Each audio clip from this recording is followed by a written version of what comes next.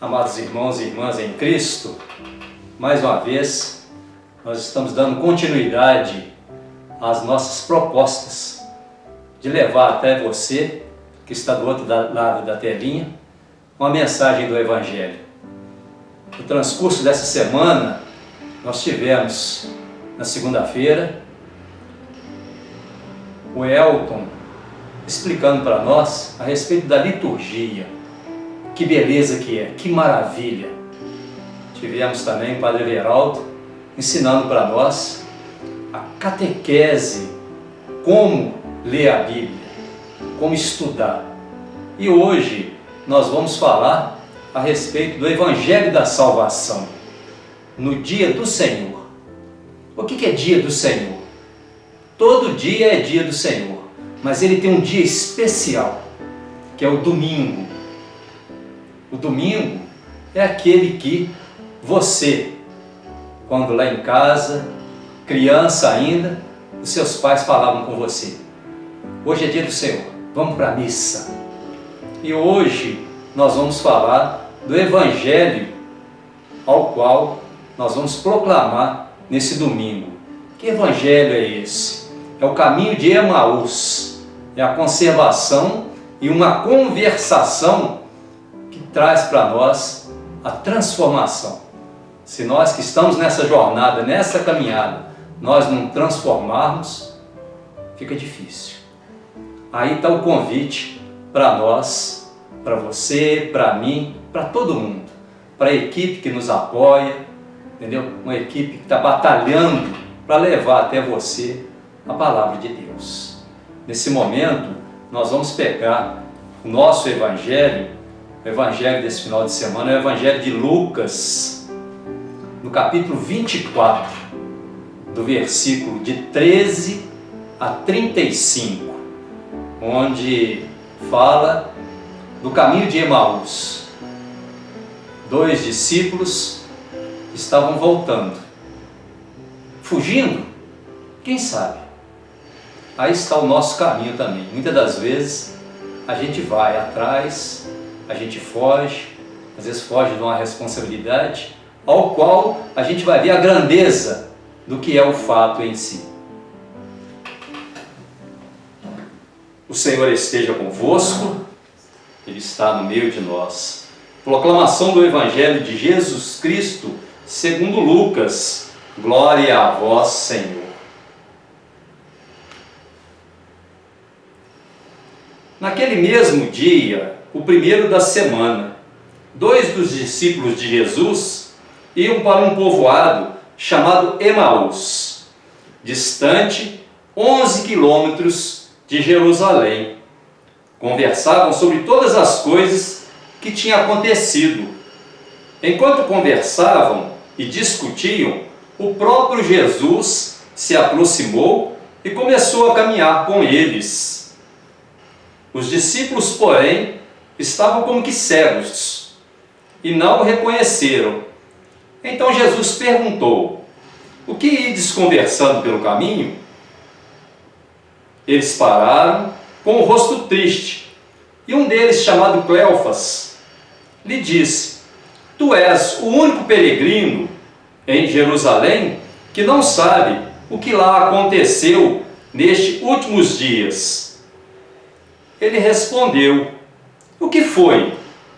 Os discípulos responderam: o que aconteceu com Jesus o Nazareno, que foi um profeta poderoso em obras e palavras, diante de Deus e diante de todo o povo. Nossos sumos sacerdotes e nossos chefes o entregaram para ser condenado à morte e o crucificaram. Nós esperávamos que ele fosse libertar Israel, mas apesar de tudo isso, já faz 3 dias que todas essas coisas aconteceram. É verdade que algumas mulheres do nosso grupo nos deram um susto. Elas foram de madrugada ao túmulo e não encontraram o corpo dele. Então voltaram dizendo que ele tinha visto anjos e que estes afirmaram que Jesus está vivo. Alguns dos nossos foram ao túmulo e encontraram as coisas como as mulheres tinham dito. A ele, porém, ninguém ouviu. Então Jesus lhe disse: como sois insensatos, sem inteligência e lento para crer em tudo o que os profetas falaram. Será que o Cristo não devia sofrer tudo isso para entrar na sua glória? E começaram por Moisés e passando pelos profetas, explicava aos discípulos todas as passagens das Escrituras e falavam a respeito dele. Quando chegaram perto do povoado para onde iam, Jesus fez de conta que ia mais adiante. Eles, porém, insistiram com Jesus, dizendo: fica conosco, pois já é tarde e a noite vem chegando.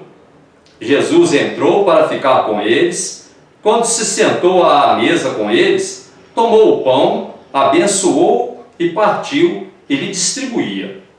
Nisso, os olhos dos discípulos se abriram e eles reconheceram Jesus. Jesus, porém, desapareceu da frente deles. Então, um disse ao outro: não estava ardendo o nosso coração quando ele nos falava pelo caminho e nos explicava as Escrituras? Naquela mesma hora, eles se levantaram e voltaram para Jerusalém, onde encontraram os 11 reunidos com os outros. A estes confirmaram: realmente o Senhor ressuscitou e apareceu a Simão. Então os dois contaram o que tinha acontecido no caminho e como tinham reconhecido Jesus ao partir o pão. Palavra da salvação. Que as palavras do Santo Evangelho perdoem os nossos pecados.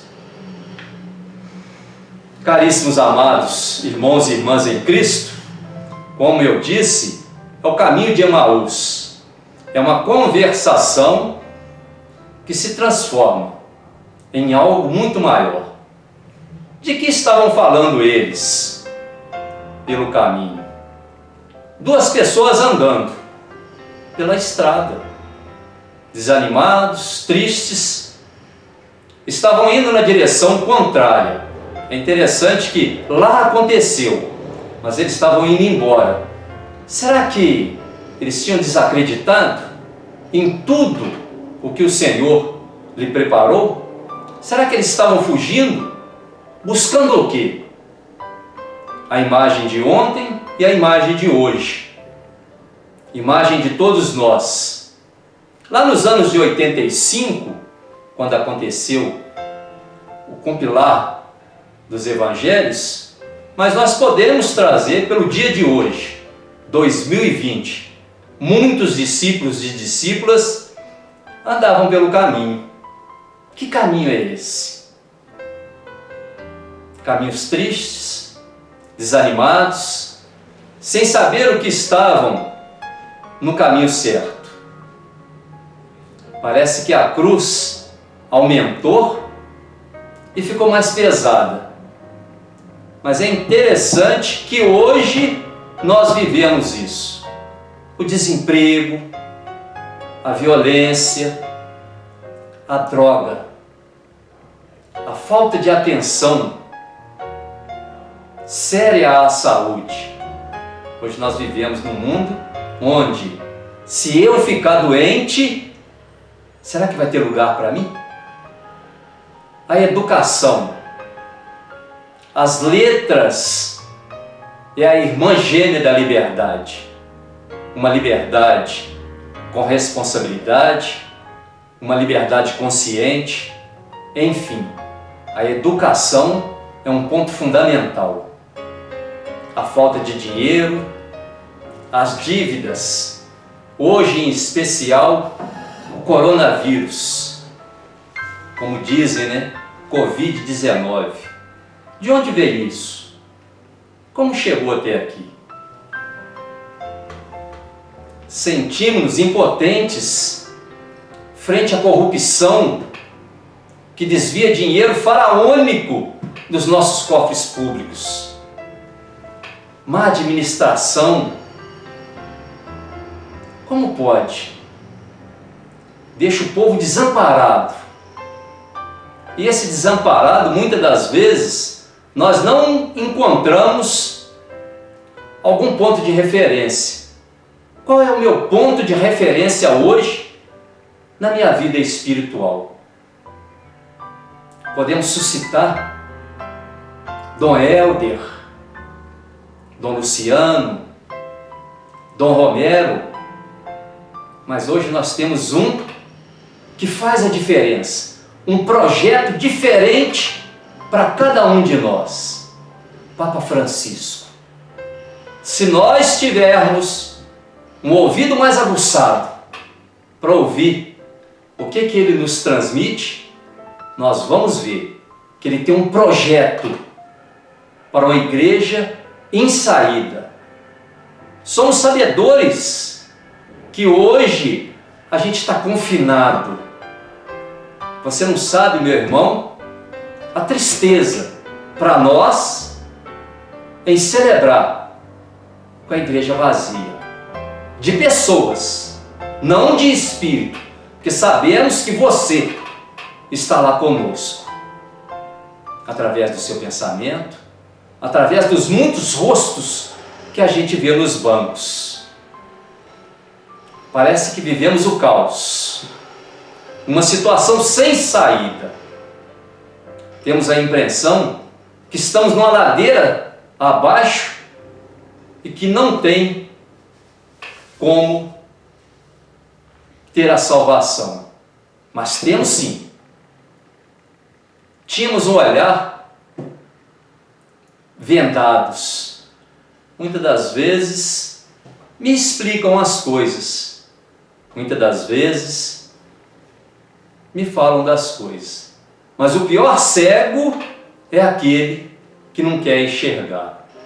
A experiência da morte de Jesus tinha sido, sim, dolorosa. Que eles perderam o sentido de viver em comunidade. A partir do momento em que eu perco o sentido de viver em comunidade, eu me afasto. Abandono o grupo dos discípulos e discípulas. Eles se sentiram sim impotentes diante do poder que matou Jesus. Eles procuraram salvar a sua própria pele. Quando eu não posso, pelo menos, eu vou salvar a mim mesmo. Mas o projeto de Jesus era e é muito maior. Suas frustrações eram tão grandes que nem reconheceram Jesus quando este se aproximou. E caminhou com eles. Quantas vezes eu também não vejo Jesus na face do outro.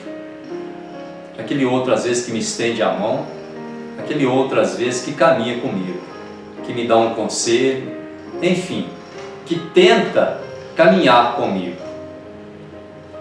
Tinham esquecido o rígido interpretação sobre o Messias.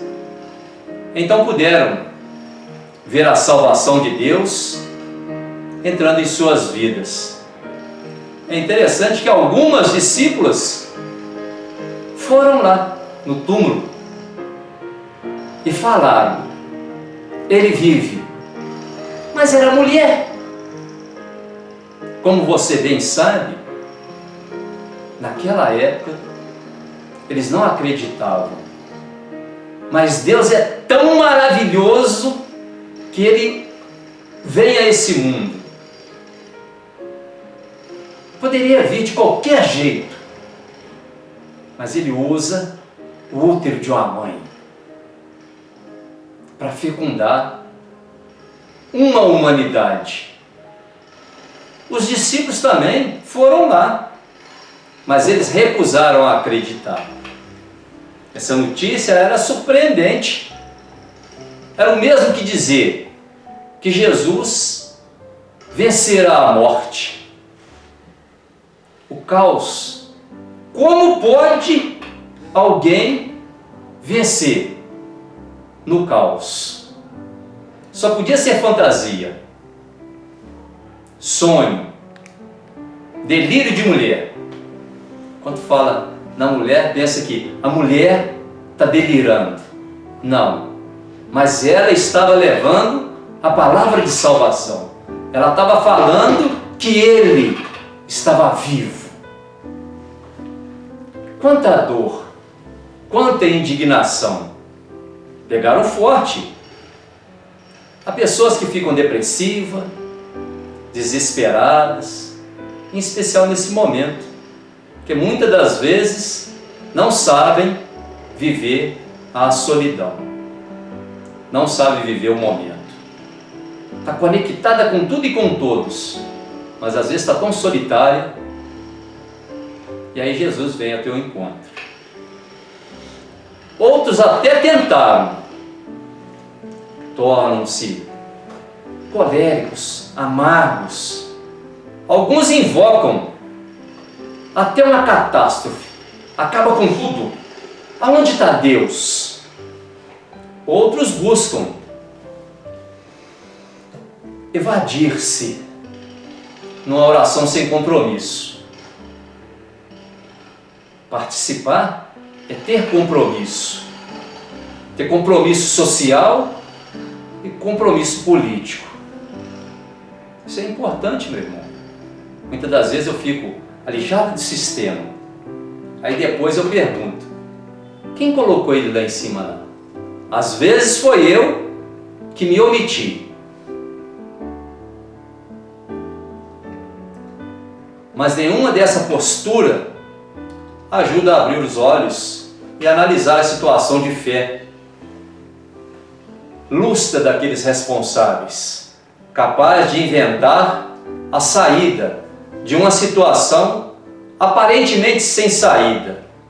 E muitos dizem o seguinte: se correr, o bicho pega.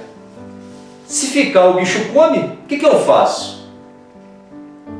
A Bíblia, essa que nós acabamos de ler, e essa que Padre Everaldo ontem começou a nos ensinar como manuseá-la.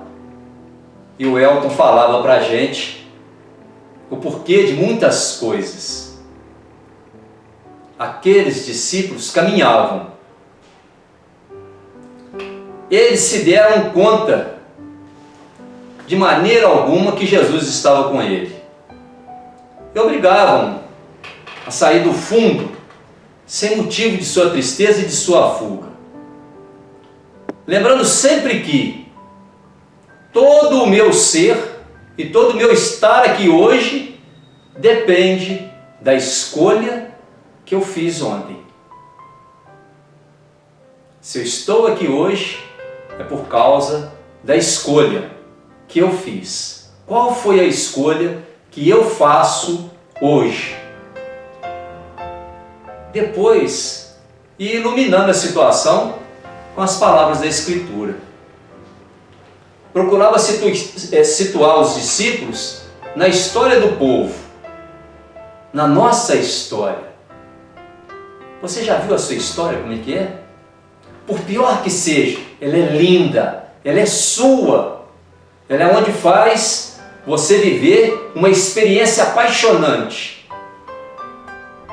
Mais tarde, eles iriam ver e fazer uma reflexão e perceber que quando Jesus falava com eles, o coração deles ardia. Por que ardiam? E como arde até hoje? É bom nós ficarmos ouvindo Jesus, é bom nós estarmos aqui, mas a explicação que Jesus dava a partir da Escritura não conseguiu abrir os olhos dele. E aí eles reconhecem Jesus ao partir o pão. Vão caminhando, mas não reconhecem Jesus. E aí Jesus faz o seguinte: eu vou embora, eu vou continuar o meu caminho. Mas o papo estava gostoso. E aí aqueles dois, preocupados também, com aquele forasteiro, vira para ele e fala assim: é bom, fica conosco. fica no meio de nós. Jesus entra, começa a ceia, a celebração. Jesus faz tudo. E aí, parte o pão. Aquele pão que é consagrado nas mãos abençoadas de todo sacerdote. Na hora que ele profere as palavras. É maravilhoso, é lindo demais. E aí eles conhecem verdadeiramente Jesus, mas só que Jesus desaparece. Desaparece visivelmente, mas aparece dentro do coração deles. E é interessante que eles andaram 11 quilômetros para ir para Emaús. E o coração dele arde para voltar mais 11 durante a noite, para mostrar para os companheiros e partilhar com eles a maravilha de ter reconhecido verdadeiramente Jesus. Sim, Jesus era de fato vencedor do caos e da morte. Não era a fantasia das mulheres, era uma realidade escondida, misteriosa, que só pode ser descoberta porque alguém aprende a partilhar, a se entregar, a sair do seu círculo vicioso, de um círculo egoísta, que se predispõe a ir ao encontro do outro. Quando eu me afasto, quando eu me excluo, eu não vejo a maravilha da comunidade. Tem um ditado que diz o seguinte, às vezes você deve lembrar dele: catitu fora de manada é papá de onça. Quando eu me afasto, eu me perco. E quando eu me achego, eu me aqueço e eu tenho melhor. Quando seus olhos se abriram, livres das trevas e das travas do poder dominante, o amor tomou conta da carne dele. E é interessante que toma conta também da carne de Jesus, para visitar e redimir a humanidade. Porque ele veio para que todos nós tenhamos vida e que a tenhamos em abundância. Não pense você, meu irmão, não pense você, minha irmã, que Jesus está escondido, não. Ele está do teu lado, ele bate, ele quer cear contigo. O amor que foi confirmado pelo Pai quando Jesus ressuscitou da morte. Esse é o renascer de uma nova esperança, é o renascer de uma nova vida. Essa experiência faz os discípulos e as discípulas renascerem para uma nova esperança. Partindo desse princípio, dessa maravilha, qual o renascer e qual a esperança que você tem dentro do seu coração? Será que é para eu ficar na mesmice? Ou será que é para eu reinventar a prática da minha fé? A esperança, ela te traz isso.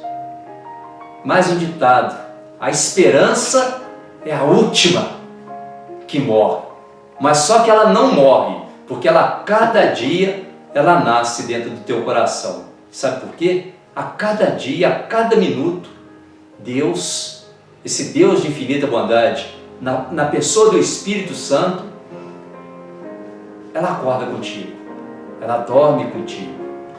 Com a esperança renovada, aquilo que parecia uma impossibilidade passou a ter novo significado.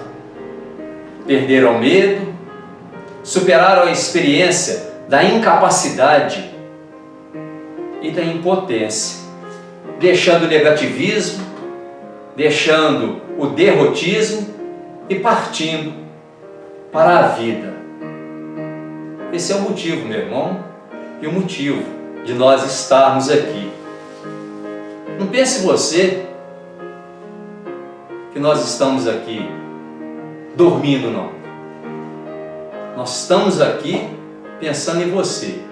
É bonito nós vermos na nossa comunidade, isso eu falo da paróquia de Santa Teresinha, jovens empenhados em levar para você, lá dentro da sua casa, em qualquer distância, essa palavra, esse conforto. A celebração transmitida, essa mensagem que eles pedem para que a gente prepare para você. É um desafio atual, na atual conjuntura. Aí nós somos chamados a viver a experiência de Emaús. Será que essa caminhada não faz com que nós pensemos e que nós venhamos a descobrir na partilha solidária, na presença de Deus e no meio de nós, como que a comunidade de fé faz a diferença? E aí, meu irmão, nós somos chamados ao diálogo, à abertura, na acolhida, no projeto de Deus, pelo qual Ele entregou a sua vida por cada um de nós. Por cada um de nós. Ele é Deus, não precisava não, mas Ele se esvazia da sua divindade, se faz humano como nós. A solidariedade leva à descoberta da força libertadora de Deus na história, com um olhar lúcido, com um olhar criativo. Procuremos expressar a nossa fé numa solidariedade bem concreta e articulada, seja no nível de grupo, seja no nível de bairro, seja no nível da nossa cidade, seja no nível do mundo. Mas se eu quero mudar o mundo, eu tenho que começar com a mudança interior, comigo.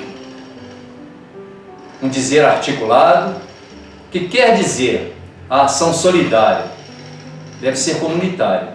Só assim o fato, sinal do reino de Deus, poderá intervir a favor da vida, porque Ele veio pela vida, pelaquela vida indefesa, dos mais pobres, os preferidos de Deus, mas em especial Ele veio nesse momento para aquele que está na linha de frente, nesse momento dessa pandemia.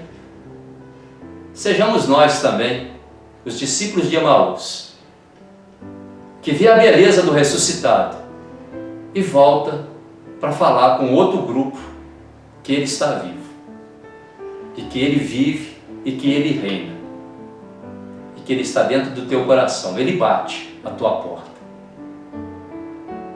e Ele espera a sua resposta. A resposta é sua. Eu abro ou não, eu deixo Ele entrar para cear comigo. Louvado seja nosso Senhor Jesus Cristo.